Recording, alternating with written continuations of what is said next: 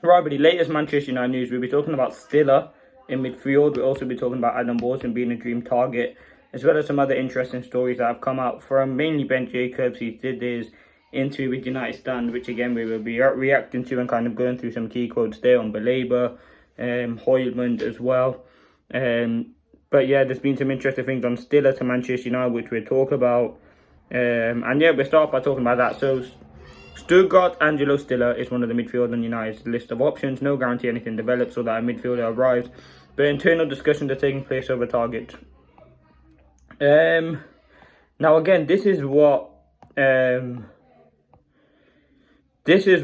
Ben Jacobs had to say about a midfielder. He basically said like there is potential that another bid goes in for a midfielder.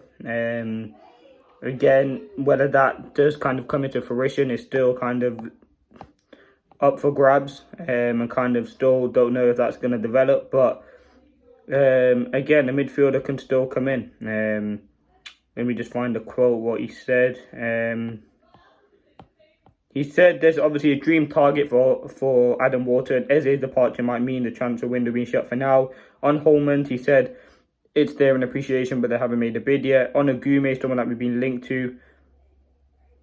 I'm not sure there's a great deal developing. The player is still available for 25 to 30 million euros. I'm certainly not under an impression at this stage anyway that anything is particularly advanced. However, there are 10 days left of the window and it can go to 0 to 100 quickly.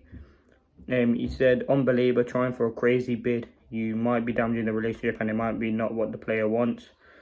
He'd also talk about Andre Santos kind of being in replacement for Garnacho. But yeah, he said a midfielder can still welcome to Manchester United this window.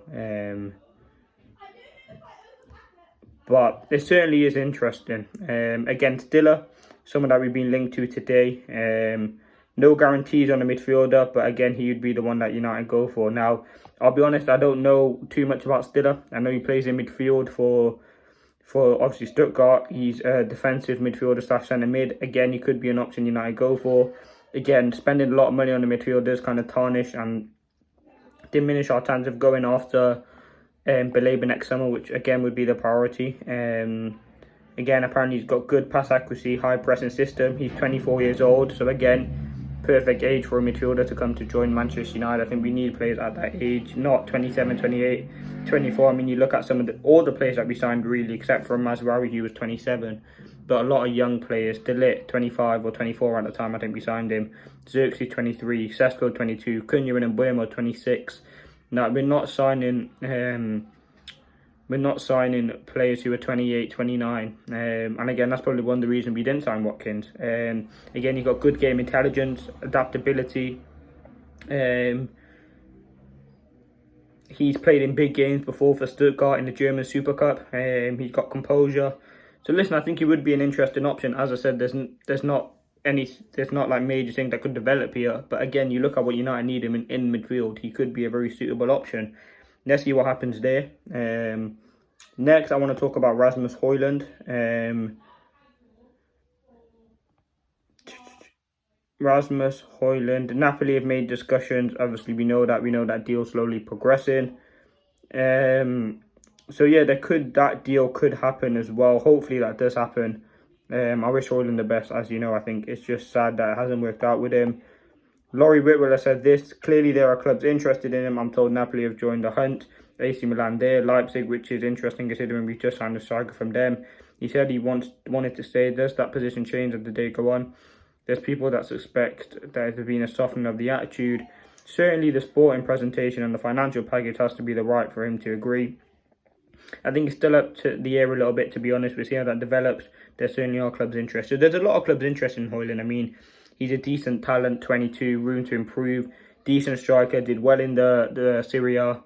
So again, he could go back to an Italian club, and I think he will do very, very well there. I think that's the league that suits him.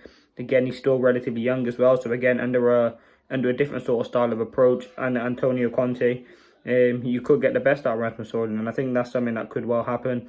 I think it's a deal that makes a lot of sense. So yeah, let's see what happens there. It'd be a perfect deal for him.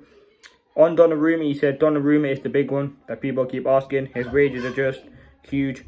I don't see how United can go for that. There are people saying to me that you can see him going to City. Lemons Costa, I got a list of goalkeeper options. I'm discussing whether to pursue or not. So let's see what happens there. But that has been your quick update. Sorry this one's a bit rushed. We'll be back to full content. Obviously Fulham preview and all of that stuff dropping tomorrow. So yeah, let's see.